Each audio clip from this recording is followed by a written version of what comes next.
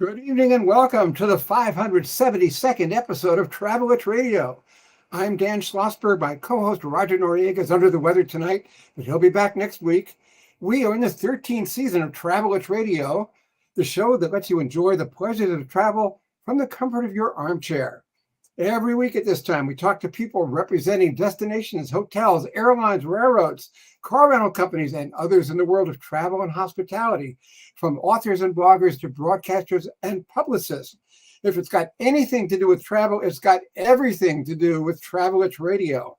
And our guest today is Tim McCormick of the Harley-Davidson Museum in Milwaukee. Welcome, Tim, to Travelwitch Radio. Thanks so much for inviting us on, Dan. Well, it's great. I've been getting your releases for a long time. I didn't know anything about motorcycles or Harley-Davidson, but I do now after writing the script. Excellent. And at Travelwitch Radio, we love history museums. And Harley-Davidson history dates back more than a century. Yeah. So please tell us how and when the museum got started.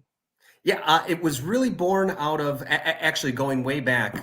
If you really want to start the story, it begins with our founders who back in the 19-teens got into the habit of pulling one motorcycle, at least one motorcycle fresh from the production line every year. So a lot of our collection, when the introduction of odometers is finally spotted on the motorcycles, you'll see they have like 3 or 4 miles on them. And that's just from them being rolled off of the production into place. So we had this large collection first housed at our Juneau Avenue factory, which is still standing here in Milwaukee. Then some of the collection moved to York, Pennsylvania for a time, which is where our final assembly for motorcycles still takes place. And then beginning around the 100th anniversary, the company was founded in 1903. So we're looking at maybe 2003, maybe a few years before that. Willie G. Davidson, who is a great grandson of one of the original 4 founders, started to talk about let's house this collection in something that everybody can see, everybody can witness, everybody can experience. So flash forward to our 105th anniversary, and in July of that year, the Harley-Davidson Museum opened and welcomed hundreds of thousands, probably now millions of guests to our doors here in Milwaukee, Wisconsin. How big is the museum? Right. Oh, I'm sorry. Not at all. I love these. I love the pictures you've researched here. Okay, there's more to come. Yeah. How big is the museum and what can we find there? Yeah, so we are located on a 20-acre park-like campus just south of downtown Milwaukee. Loads of free parking throughout campus. And in addition to housing the largest collection of Harley-Davidson motorcycles and memorabilia, you can also find a bite or a beverage at Motor Bar and Restaurant, located just across the street. If that was a 360, if I would just veer left, you would find Motor Bar and Restaurant. You can also shop for riding gear. Love that photo. That was from an anniversary year. We did some burnouts to start the celebration. And then we've also got private event spaces. So if you want to throw your own party, this one is obviously open to the public for one of our anniversaries. But if you've got a wedding, celebration, or even a corporate meeting, that sort of thing, we have about a half dozen private event spaces that you can rent and throw your own party at any given time of the year. The collection is growing almost daily. We often get phone calls from folks asking if we would like to inherit a bike or a piece of memorabilia from someone's collection, personal collection. But there's about 500 vehicles currently as a part of our archives collection, and about 150 of those are on display at any given time. And some of them are pretty old. I mean, here's one from 1935. Yeah. Like I said, since the 19-teens, they've been pulling them off the production line. So we are on firm footing when we say we have the largest collection of Harley-Davidson motorcycles in the world. How long should it take to go through the museum? So I've debated this one. We've had writers, journalists that might be on deadline that are looking for maybe an hour, and you can really get a good overview of the company, of the history, of our story in that time. Other times, I've met enthusiasts who have traveled from points very far abroad. This has been a bucket list item for them. They've been saving their pennies to make their way to Milwaukee, and they might spend 2 days here. Your ticket is good for the whole day. So if you find that you need a little bit of a bite, like I said, head over to Motor. If you just want to get some fresh air, you can hop out show your ticket stub again, and we'll let you back in. So you could spend the entire 8 hours that we're open 10 to 5 currently daily and checking out the collection. But there's also, I know we'll talk a little bit about this more later on.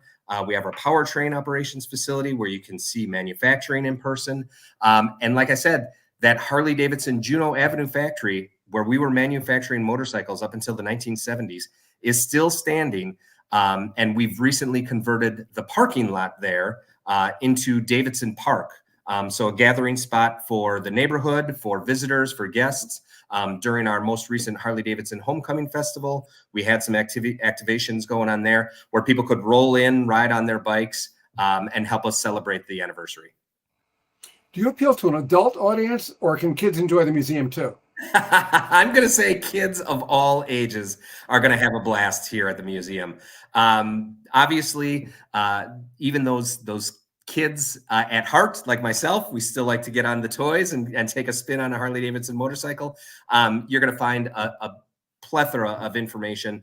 I always like to say, no matter how you want to look at the collection, if you're a fan of history, you're going to find something. If you're a fan of design, you're going to find something. If you're a fan of art, obviously you're going to find something. Engineering, on and on and on. But we have kids that visit either with their parents or maybe it was their own idea. We recently had a gentleman, a young kid, 5-year-old visit. He goes by the moniker Cookie Monster, which was given to him by his biker family out in Spokane, Washington. He's on the autism spectrum, but just had the most incredible time visiting our collection here. And our local Fox affiliate did a nice story about his visit. He actually sold lemonade and cookies to raise funds to make it here. And he called it his happiest place on earth. So I think I'm again on firm footing when I say kids of all ages are going to have a blast when they visit the Harley-Davidson Museum. How is the location selected? We actually worked, that's a nice shot there again. We worked with the city of Milwaukee to try to find a suitable location. Again, ideally, we wanted to have a centralized location. So like I said, you can see downtown just off in the distance there, plenty of free parking. It was actually a reclaimed Department of Public Works. So the folks that fix our streets here in Milwaukee, that used to be their station where they would repair vehicles or anything like that. Really an ideal location, surrounded on 3 sides by water there. Again, centrally located, easy to get to by airport. We are literally just down the street from our Amtrak station. So if you want to take the railroad here, you can do that. It's just been a fantastic anchor to the Menominee Valley, which is basically the center of Milwaukee.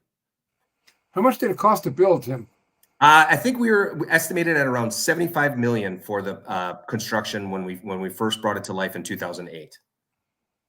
And since the company's history dates back 120 years, how old are some of the motorcycles on display? Yeah. You even have one in a glass case. We do. Yes. I think you're referring to serial number 1 there, of course, which is the oldest known Harley-Davidson in existence.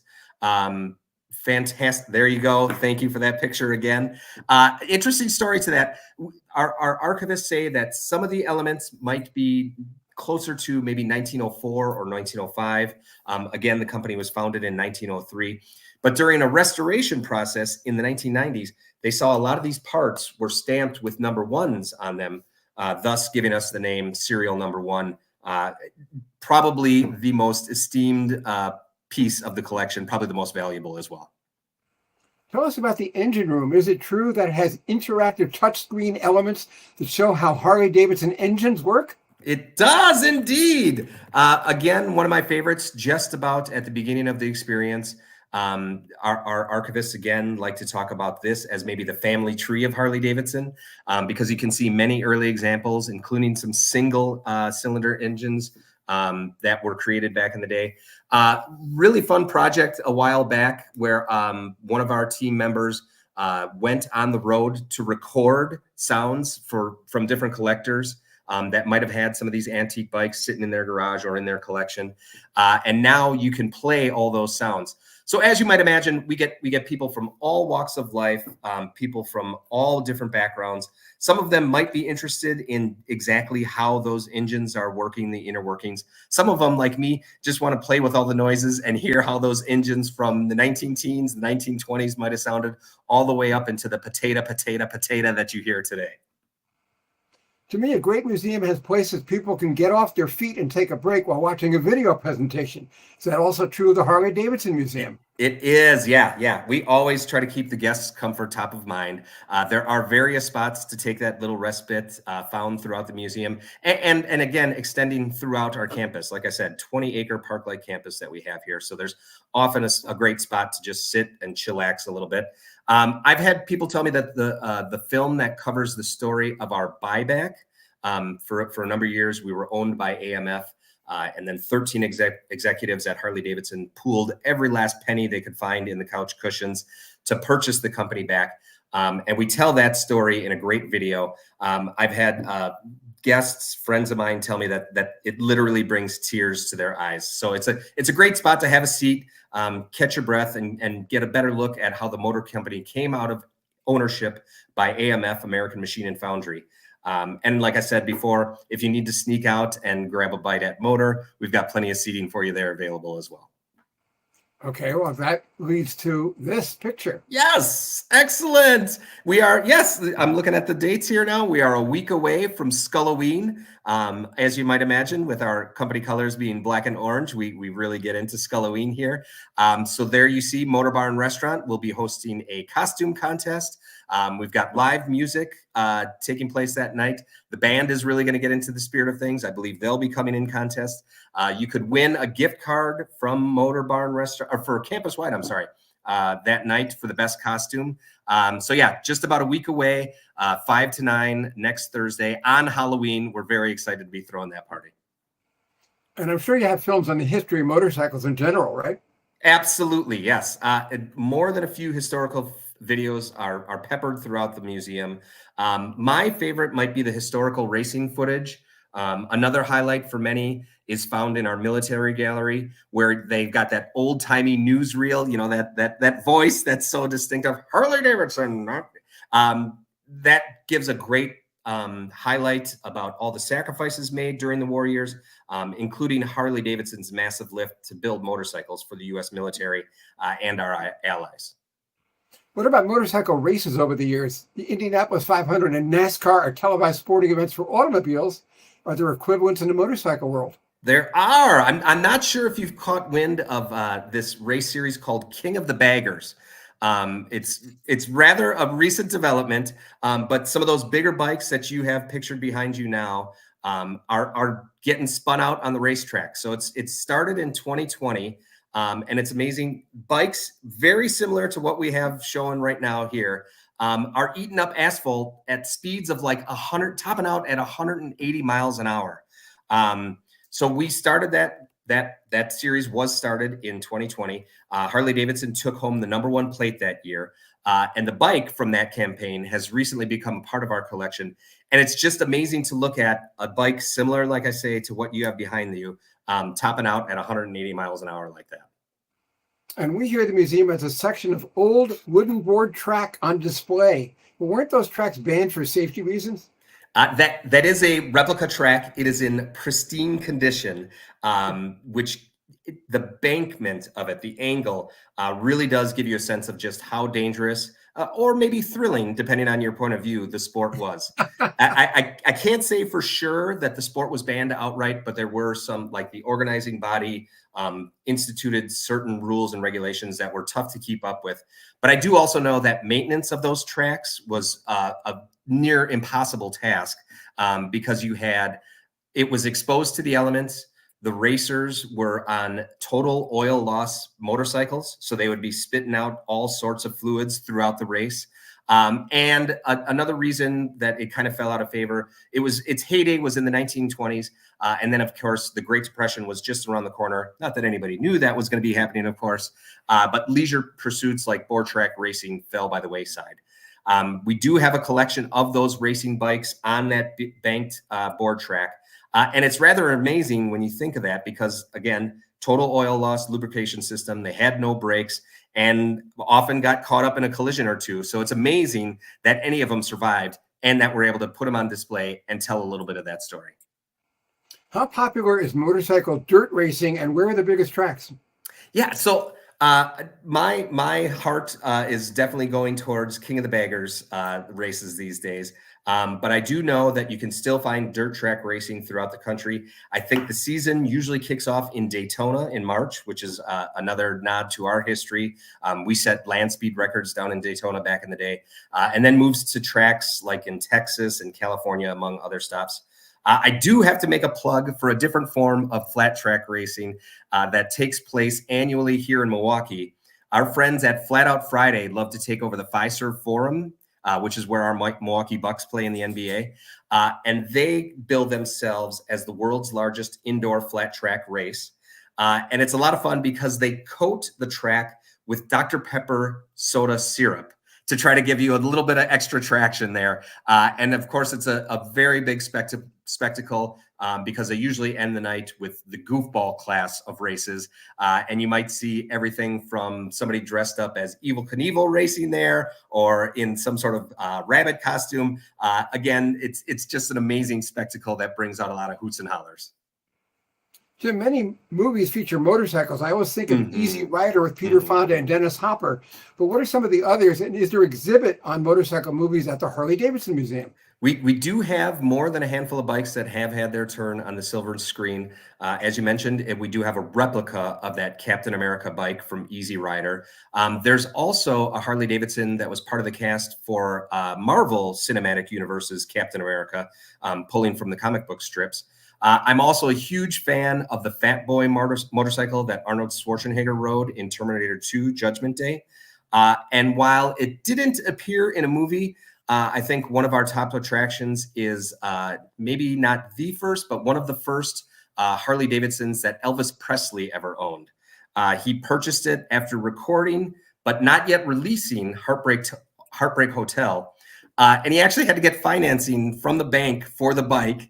And in the paperwork, which we have as a part of our collection for employment or employer, he put vocalist, or occupation it was, vocalist, self-employed, which is amazing to think that Elvis Presley had to explain anything like that. I'm sure as soon as Heartbreak Hotel was released, he could have bought the dealership in cash. Okay, and since Happy Days took place in Milwaukee, the Fonz, right? That must have been good for Harley Davidson. Any motorcycling is good for Harley Davidson. We actually have, I believe, Henry Winkler is in town tonight, as luck would have it. He just released a book. We have a bronze Fonz statue on our Riverwalk in Milwaukee, which goes to show you a little bit about what Happy Days did for the city, and of course, what his motorcycling did for Harley Davidson. It's a nice tie-in with Milwaukee there. I got to tell you, I met the whole cast at Veterans Stadium in Philadelphia. Nice. They had an exhibition softball game before a Phillies game years ago. I met them all. They were all there. That's awesome. What a great story. It was great. Tom Bosley was my favorite.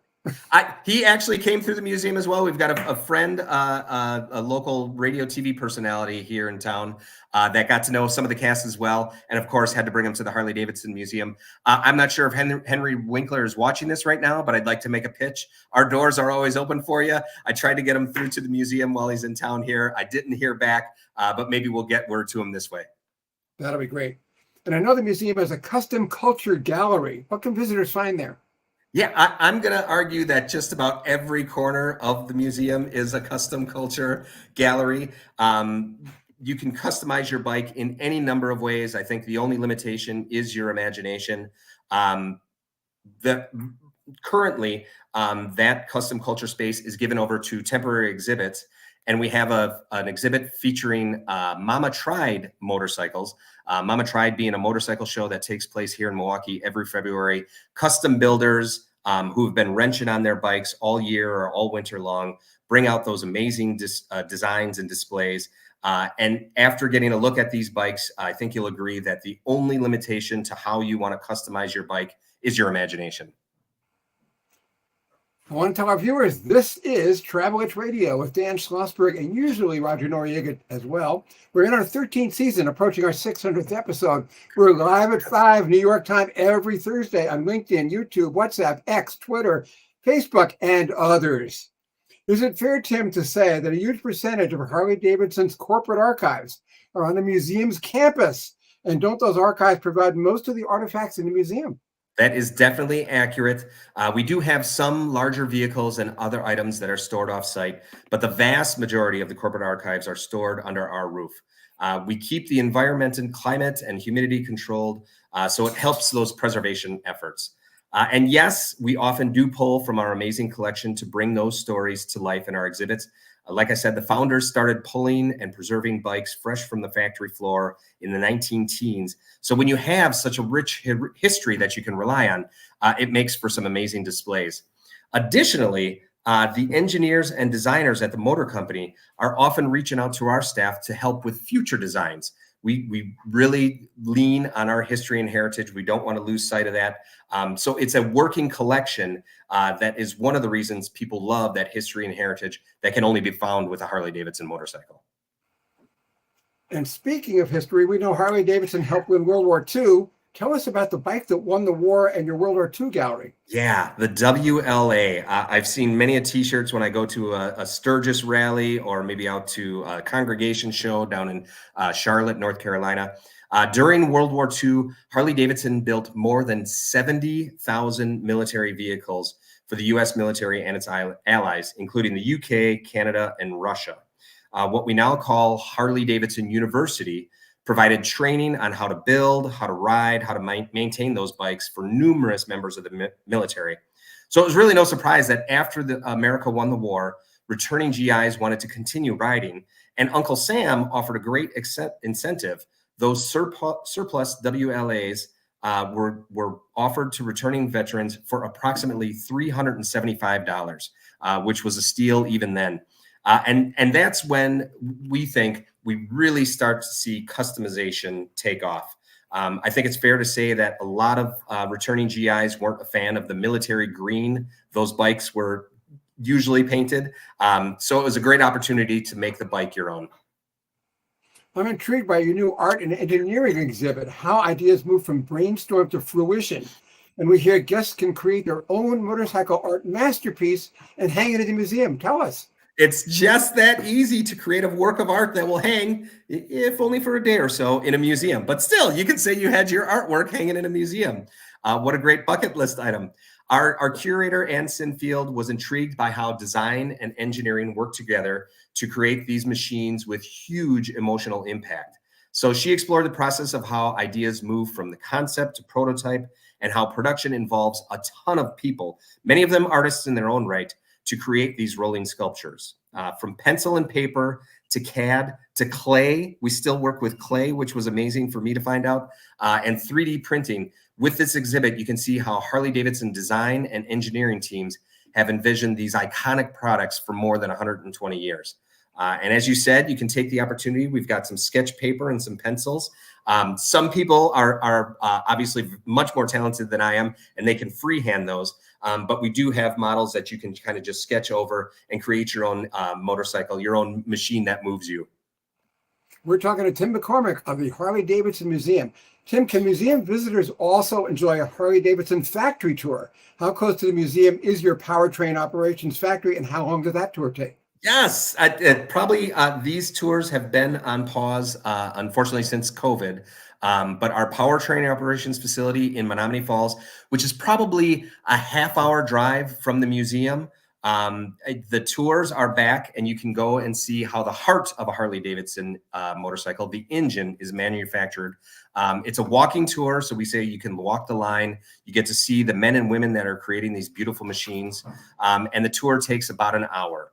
Safety goggles and vests are provided. You do have to have fully enclosed walking shoes, but it's a great way to get up close and a little more personal with what might be your bike when you see it on the showroom floor at your local dealership. What is the Engines 101 class, and when is it offered? Yeah, our highly rated Engines 101 class also made its return. You can go to hdmuseum.com to learn more about the tours and classes and when they're available. But again, for those folks that really want to geek out on what's happening with the engine, you can take apart and reassemble the heart of a Harley-Davidson motorcycle. It's a great opportunity, again, to get a little bit closer to your bike. Is the museum open all year, and what's your annual attendance? Yeah, open all year round. Be sure to visit hdmuseum.com to purchase your tickets in advance.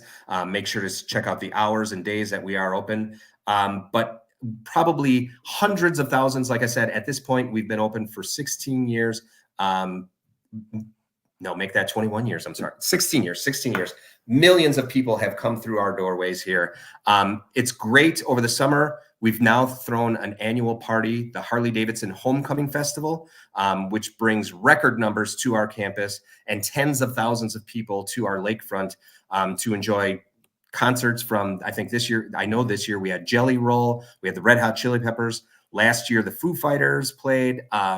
Just an amazing array of talent. That's going to be taking place again in July of 2025. So keep a lookout on news and announcements related to that. Are motorcycles popular all over the world, and do you get many international visitors? Daily, we get international visitors. It's amazing to walk through the halls of Harley-Davidson, even in the dead of winter. I'm a little biased. I'm going to say Milwaukee is a great place to visit year-round. There are some others who might be a little bit afraid of ice or snow or winter temperatures and that sort of thing. But all year round, you walk through the hallways and you'll hear different languages being spoken. During the summer, when those riding clubs are coming in, we'll see jackets and vests from people like in Brazil. I'm welcoming a group from South Korea next week, Germany, all points in between. The Harley-Davidson Owners Group has chapters throughout the world. So many of those folks have a dream to come to Milwaukee and experience everything Harley-Davidson has to offer here. Tell us about the motorcycle that was swept out to sea by a tsunami. Yeah, this one, it's a bit of a heartbreaking story. When the earthquake and then resulting tsunami struck Japan in 2011, thousands of people lost their lives, their livelihood, just devastation throughout. In the year that followed, there was a Harley-Davidson motorcycle that was floating across the Pacific Ocean. It was in a storage container that was able to keep afloat for the nearly 4,000-mile journey and ended up on a beach in British Columbia. A beachcomber happened upon it. He was not expecting to find a motorcycle, so he was not prepared to bring it back to the mainland, but worked with a local dealership there. In the ensuing day or two, when they were finally able to get back with the right equipment, the bike had washed out of the storage container, and so it started to take on the elements of salt and sand and water, and really almost immediately started to deteriorate. And still, to this day, we can see it in person deteriorating every day. We take a little photo on a regular basis to see how the bike has been coming apart. As a part of that, members of the Osaka Hog Chapter created a 1,000 paper cranes display. They were made as a gesture of peace, as a gesture of support and recovery for the victims of that tsunami. A really powerful, powerful display that moves guests still to this day, and we're more than 10 years on from that. We'd also like to hear about your first bilingual exhibit, My Pappy Has a Motorcycle, although it's about to leave and hit the road. It is. You have until November 3rd to check that one out. Our first bilingual exhibit. It was based on a children's book by the same name. So we worked with author Isabel Quintero and illustrator Zeke Pena to bring that book to life. There's illustrations from the book, as well as short stories about what it means for those families who take two-up rides, just ask the kid, hey, do you want to check out what's the ice cream shop down the street, whatever the case may be, and what a bond that creates from kids and parents when it's just those two alone on a motorcycle, sharing experiences and sharing their thoughts. Does the Harley-Davidson Museum, like the Baseball Hall of Fame, have a traveling roadshow? We have worked with other museums and institutions in the past, but currently there are no traveling road shows. So it's best to make your plans to visit us here in Milwaukee. Do you ride a Harley yourself? I do. I have the Livewire motorcycle in my garage. It's Harley-Davidson's first all-electric bike. And I've been told by our engineers that it goes from 0 to 60 miles per hour in about 3 seconds. But I promise you, Scouts Honor, I haven't tested that myself. I'm a little late to learning to ride. But since I passed our riding academy, I haven't looked back. You do have to be 16 years old in the States to get that motorcycle license. But I greatly encourage anybody who's even a little bit interested, take that riding academy that's offered at Harley-Davidson dealerships. Even as a driver of a cage of a vehicle, you get a lot of great lessons that you can keep with you. In your words, what's the advantage of a Harley-Davidson over an automobile? It's that feeling of freedom when you roll down the road. Our colleague Willie G, as I mentioned before, one of the great grandsons of the original 4 founders, he talks about that being out in the elements. You're among nature. You're among the birds and the bees and the trees and the leaves, and it's just an amazing feeling like no other. A lot of people talk about wind therapy and how that's just a meditative practice for them. And then there's also just the instantaneous connection when you see somebody else riding a motorcycle or riding a Harley Davidson. There's a brotherhood, there's a sisterhood, there's an opportunity to swap stories and talk about all the places your bike has taken you, hopefully including to the Harley Davidson Museum. And lastly, it's always fun to see those little kids and maybe those little kids at heart that they light up when they see you rolling down on 2 wheels. Automobile manufacturers come up with new models every year. Same thing for Harley Davidson? That is true. But since I love my job, I can't really speak to future products, but do look out for news from the motor company in the coming months. And just like we've been doing for over 100 years, our collections committee is going to get together once those bikes are released, and we'll be taking a look at what new bikes we can get to be a part of the permanent collection here. October is a big month for Harley-Davidson Museum. It started with Bark and Barbecue, which I love as a dog owner, and Awesome. end with Halloween, but a seasonal specials all month at Motor, your on-site dining experience. Please share. Yeah, again, great opportunity to check those out at Skulloween. But all month long, we've had things like you said, the witch's brew soup, the sticky bat wings, the pumpkin cheesecake. You can find descriptions of those at motorrestaurant.com. But it's so much more than just a museum cafe. It's really an elevated dining experience. And we love to give those guests a little taste of Milwaukee, a little taste from the road. The cheese curds at Motor are excellent. I'll put them up against anybody else's cheese curds. I'm not sure if you've had the opportunity to try those, but they are a great Wisconsin treat. But just any time of year, our chefs are always cooking up something special, usually seasonal, usually something that we can lean in for the holidays that are coming around. And speaking of holidays, as a veteran, I appreciate your upcoming Veterans Day Appreciation Weekend. What's on tap for that? Yes. Well, first off, thank you for your service. And we're inviting everybody to come down and help us celebrate and commemorate the men and women in the U.S. military for our Veterans Appreciation Weekend. So from Saturday, November 9th through Monday, November 11th, all active military, veterans, and their families can enjoy complimentary admission to the Harley-Davidson Museum. That's truly, really a great deal. We always have a great turnout for that. We're hoping for even more this year. So please, if you're able, make plans, come on, visit us that weekend. And then on Veterans Day proper, again, our good friends at Motor Barn Restaurant, all those veterans and active military can enjoy one complimentary meal at Motor Barn Restaurant with the purchase of a beverage, as we try to salute those who serve and have served. That's terrific. Is there anything you'd like to add, Tim? Just that we would love to roll out the orange carpet for you, Dan, if you're able to make a visit and make your way to Milwaukee. I know we covered a lot here, but there's always something cooking at Harley-Davidson Museum at Motor Barn Restaurant. So please visit hdmuseum.com to learn a little bit more about what's in store. December's right around the corner, so we're going to bring back that jolly old elf for breakfast with Santa. Or maybe you can even start ticking off your holiday shopping list for the Harley-Davidson lover in your life.